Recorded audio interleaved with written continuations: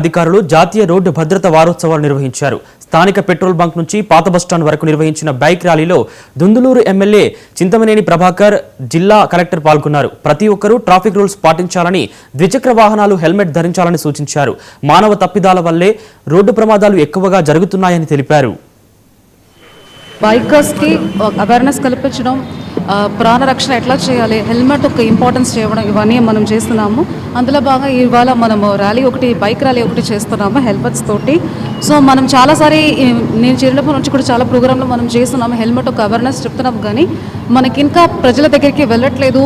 Helmets తెచ్చి పెట్టుకుంటున్నారు కానీ అది వాడుకోవడానికి ఏదో ఒక రీజన్స్ చెప్తానే ఉన్నారు. సో దయచేసి majority of the road crashes and accidents helmet వేసుకొని ఉంటే that lives would have been saved అనేది మనకు రిపోర్ట్లు కూడా వస్తున్నాయి.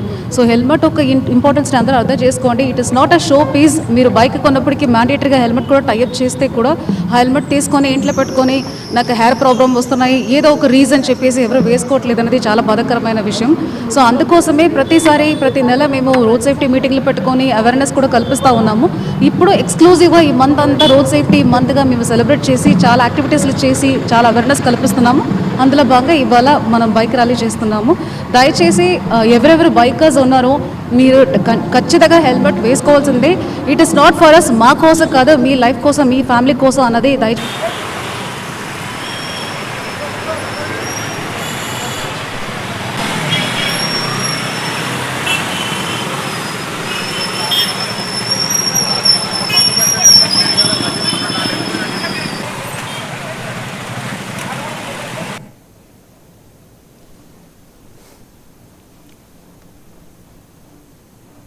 ఇవి ఇప్పటివరకు